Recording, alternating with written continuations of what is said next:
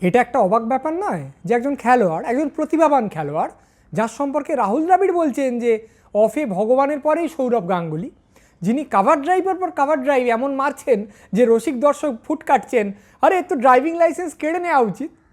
যে লোকটা ক্রিজ ছেড়ে বেরিয়ে এসে এমন ছক্কার পর ছক্কা মারছে যে সাংবাদিক নতুন টার্ম কয়েন করছেন বাপি বাড়ি যা, তার সম্পর্কে ভাবতে গেলেই আমাদের এরকম কোনো মার, কোনো ম্যাচ, কোনো ইনিংস মনে পড়ে না।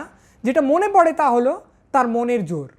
পৃথিবীর বেশিরভাগ খেলোয়াড়কেই ডিফাইন করি আমরা কোনো একটা উড়ে গিয়ে ক্যাচ ধরা বা ইনসুইং কিংবা একটা আশ্চর্য স্ট্রোক এইসব দিয়ে, কিন্তু এই একজনকে সৌরভ গাঙ্গুলি আমরা ডিফাইন করি তার অ্যাটিটিউড দিয়ে, তার সাহস, তার নাছোড় জেদ, তার ইস্পাতের মতন প্রতিজ্ঞা, তার যে কোনো প্রতিকূলতার চোখে চোখ রেখে কোমরে হাত রেখে বুক টান করে দাঁড়িয়ে থাকার মানসিকতা। হয়তো বাঙালিদের মধ্যে এই জিনিসটা এত বিরল বলেই সৌরভের পানে চাহিয়ে আমাদের আর বিস্ময়ের সীমা নাই। বাঙালি হচ্ছে এমন একটা জাত যে খেলার আগেই সাধারণত হেরে বসে থাকে, যার চোখটা কিরম নিচু, সিদ্ধানাটা ফঙ্গবেনে, যে কোনো প্রতিকূলতার সম্ভাবনাতে আগে থেকেই ভেঙে পড়ে। আমি এত ভালো ছিলাম, আমার কেন লোকে বিরোধিতা করলো। বাঙালি হলো চিরপরাজিত এবং চির অভিমানী। সৌরভের কেরিয়ারটা যখন ঠিক করে শুরু হলো, মানে তিনি যখন দলে আবার চান্স পেলেন ওই লর্ডসের সেঞ্চুরির ঠিক আগে, তখন মানে রথী মহারথী এরকম সমস্ত প্লেয়ার, কেউ প্রাক্তন প্লেয়ার ভারতের, তারা সৌরভের নামে বিভিন্ন কথা লিখতে বলতে শুরু করলেন। সেগুলো সৌরভের ভুল ধরা, সবটাই যে ক্রিকেটীয় কারণে তাও নয়। ওর তো ডাকনাম মহারাজা, ও তো মাঠে জল নিয়ে যেতে নারাজ হয়, ওর তো অ্যাটিটিউডটাই ভুল, এই ধরনের সমস্ত কথাবার্তা হতে থাকলো। যে কোনো লোক ভেঙে পড়তো, আরে ওর কেরিয়ারটা ঠিক করে শুরু হলো না, এত বড় বড় মানুষ যারা সব্বার উপর প্রভাব বিস্তার করতে পারেন তারা আমার নামে এরকম বলছেন। সৌরভ কী করলেন, এসব পরোয়া না করে একটা রূপকথার খেলা খেলতে শুরু করলেন। সেঞ্চুরি, তারপর আবার সেঞ্চুরি, তারপর ওসব তো আমরা জানি। সমস্ত দিক থেকে যখন একজন যে কোনো বাঙালির ভেঙে পড়ার সময় আসে, এই সৌরভ গাঙ্গুলিকে দেখা গেছে ভেঙে পড়া তো দূরস্থান, তিনি যেন যে কোনো একটা প্রত্যাখ্যান, যে কোনো একটা অপমান, যে কোনো একটা বঞ্চনার উত্তর দাপিয়ে ফিরে এসে তারপর দেন। সৌরভের যারা সতীর্থ তারা বারে বারে বলেছেন যে কাছ থেকে দেখেছি, কিন্তু দেখেছি যে মিডিয়া কি বলছে, বিশেষজ্ঞরা কি বলছে, এ নিয়ে তার কোনো হেলদোলি নেই। তিনি নিজে যেটা ঠিক মনে করছেন, নিজে যেটা ভালো হবে মনে করছেন, সেই অনুযায়ী নিজে চলছেন এবং টিমকে চালাচ্ছেন। আমরা যারা সাধারণত লোক কি বলল, লোকে আমার সম্পর্কে কি ভাববে, এই সমস্ত ভয়গুলো দিয়ে দিয়ে নিজেদের চারপাশে কতগুলো বেড়া তৈরি করেছি। যে লোকটাকে আমি চিনি না, শুনি না, জানি না, ভালোবাসি না, সেই লোকটা কি ভাববে তাই দিয়ে আমি আমার জীবন, আমার ভালোবাসাকে অবধি নিয়ন্ত্রণ করছি। এই দুপুরবেলা তুমি এসো না, লোকে কি বলবে। সেই জাতে জন্মে একটা লোক, সে কোনো কিছুকে পরোয়া না করে একদম সামনে এগিয়ে যাচ্ছে। হয়তো এই জন্যেই সৌরভের এতখানি সাহস, হয়তো এই জন্যেই সৌরভের এতখানি দীপ্তি ও দৃপ্তি। কোনো মানুষকে কেয়ার করবো না, আপাতভাবে এটাকে গোয়ার তুমি মনে হতে পারে, কিন্তু গ্রেট হতে গেলে, গুড পেরিয়ে আরেকটা স্তরে চলে যেতে গেলে এই রকম একটা তীব্র আত্মবিশ্বাস এবং আত্মসমর্থন দরকার, যেটা সৌরভ গাঙ্গুলির একদম গোড়া থেকেই আছে।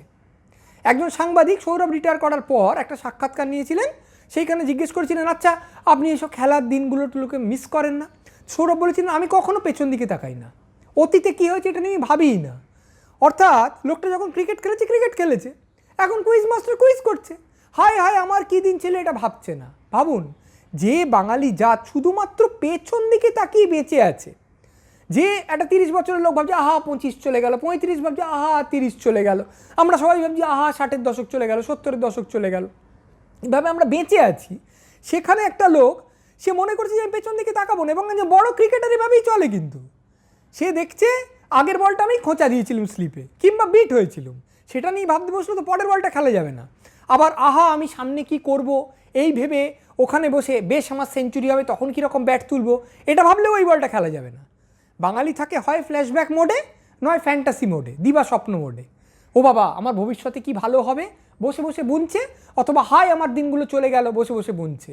সৌরভ পারেন প্রেজেন্টে বিলং করতে, এই বলটা আসছে, এই বলটার মেরিটে এই বলটাকে খেলতে হবে, আগে কি হচ্ছে ভুলে যাও, পরে কী হবে ভেবো না।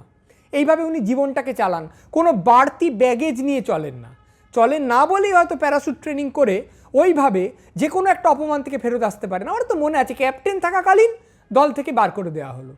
চুক্তি আছে বলে বিজ্ঞাপনে প্রথম লাইন কি বলতে হতো, এই যে আমি সৌরভ গাঙ্গুলি, মনে আছে আমাকে, এইসব থেকে আবার আলোর বৃত্তে, এরকম একবার না উনি বারবার করে দেখিয়েছেন।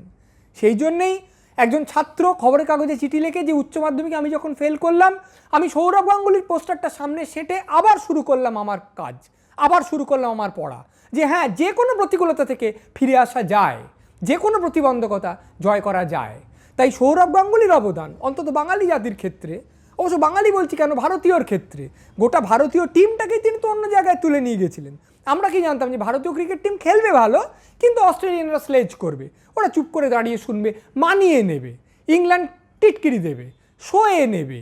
তার বদলে সৌরভ দেখালেন খেলায় হারো, খেলায় যেত, কিন্তু বাঘের মতো চল। গোটা ভারতকেই তিনি প্রাণিত করলেন, বাঙালিকেও করলেন।